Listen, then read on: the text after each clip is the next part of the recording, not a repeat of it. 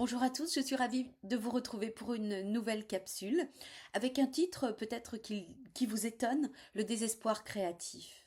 Je vais vous expliquer. Peut-être que vous en avez assez d'essayer de ne plus souffrir. Peut-être que vous vous dites j'essaie tout et malgré tout cela, je suis découragée, fatiguée, je suis à bout. Et si ce moment-là n'était pas la fin, mais le début de quelque chose d'autre. C'est parti. C'est ce qu'on appelle en thérapie d'acceptation et d'engagement le désespoir créatif. Je vais vous donner un exemple, par exemple, de Julie. Julie et la quête de réassurance en amour.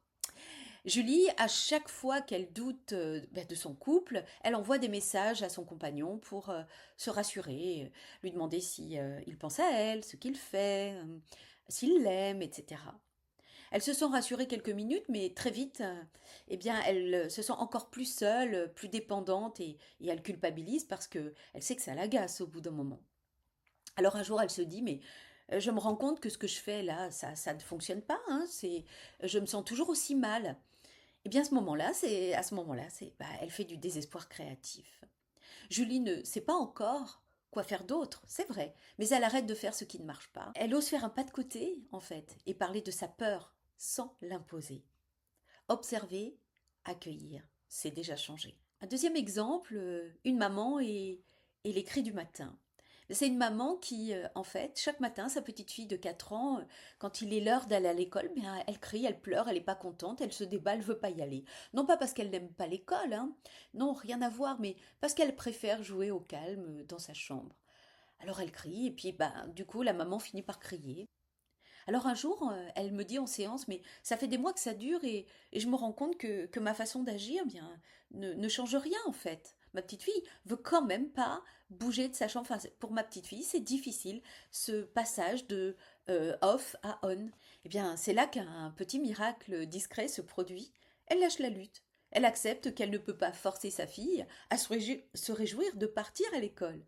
Alors des idées nouvelles émergent. D'abord un casque anti-bruit pour se protéger des cris parce que c'est une maman qui a du mal à tolérer les cris aigus.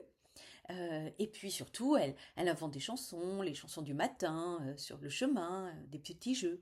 Bien sûr, et puis elle dit à sa fille que elle n'a pas de pouvoir sur la situation, elle ne peut pas changer ça. Elle doit aller à l'école et puis mais par contre, elle comprend que c'est difficile pour la petite fille de passer d'un environnement calme, doux, à mettre les chaussures, le manteau et sortir pour aller à l'école. Et qu'elle a le droit de se sentir frustrée, et puis si elle a envie de pleurer, qu'elle pleure. Voilà.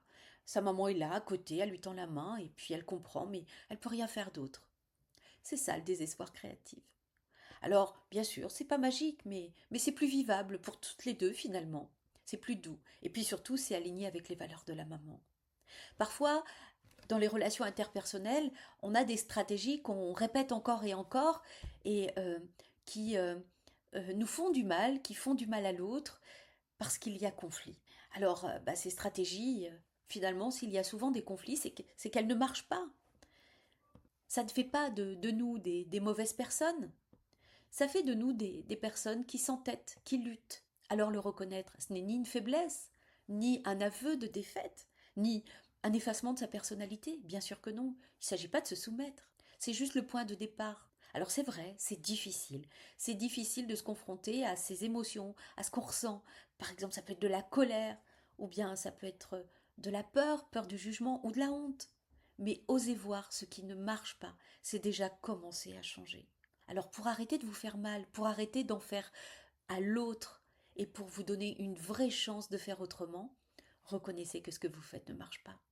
Alors en conclusion, le vrai tournant, c'est pourquoi pas le désespoir créatif. Ce n'est pas renoncer, comme je l'ai dit, c'est abandonner ce qui vous épuise, ce qui ne vous aide plus, et explorer un nouveau rapport à vos émotions, plus souple, plus vivant. Et puis c'est oser se dire, et si j'arrêtais de me battre contre ce que je ressens pour mieux avancer avec.